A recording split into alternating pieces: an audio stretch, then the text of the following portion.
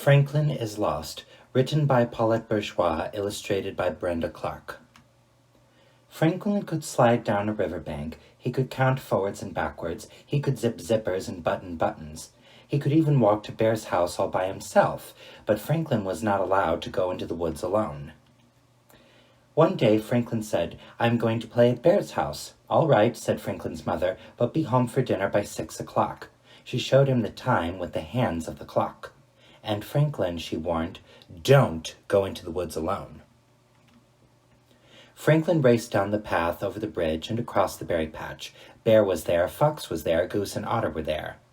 "I'm here," huffed Franklin. "What are you playing?" "Hide and seek," shouted his friends, "and you're it." Franklin started counting. Hide and seek was his favorite game. He wasn't very fast, but he was very clever. He knew Bear always hid in the berry patch. Franklin looked around. He saw a shaggy paw swipe at a branch of berries. "I see you, Bear," he called. Franklin spotted feathers and fur under the bridge. "I see you, Goose. I see you, Otter," he called.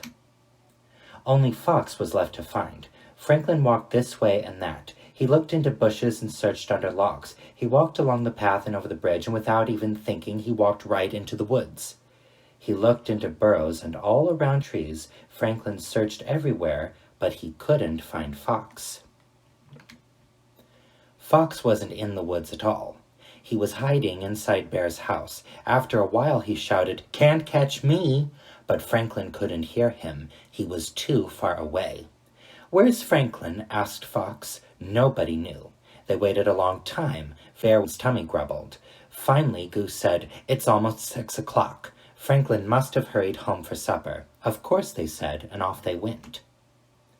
At Franklin's house, the clock struck 6. Franklin's parents were annoyed. Their supper was ready. By 6:30, they were worried and went looking for Franklin. Franklin's father searched along the path. "Franklin," he called, "where are you?" Franklin's mother talked to his friends. "Where's Franklin?" she asked Bear. "Where's Franklin?" she asked Otter and Goose. "Where's Franklin?" she asked Fox. Nobody knew. Now they were worried too. It was getting dark. Franklin turned one way and then another. Every tree looked the same. Every rock looked the same. He couldn't find the path. "I'm lost," said Franklin in a tiny little voice.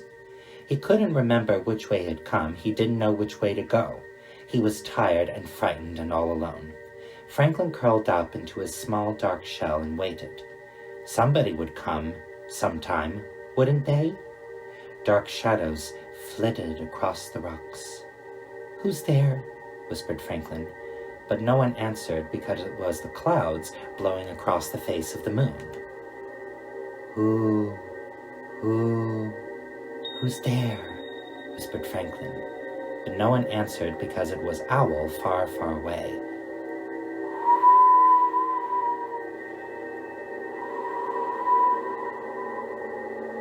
"Who's there?" whispered Franklin, but no one answered because it was the wind whistling through the trees. Franklin tried to sleep, but every sound made him jump. He was humming himself a little tune when he heard crick, crack, crick, crack, squish. "Who's there?" whispered Franklin, but no one answered. Then Franklin heard a new sound. It sounded like someone calling his name. He heard it again. Here I am, Franklin shouted over and over.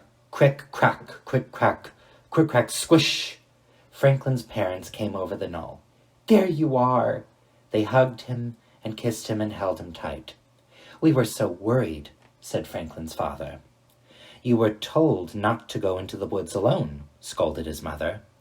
"It wasn't on purpose," sniffled Franklin. "I was looking for Fox and I forgot." "Well, thank goodness you're safe," said Franklin's parents.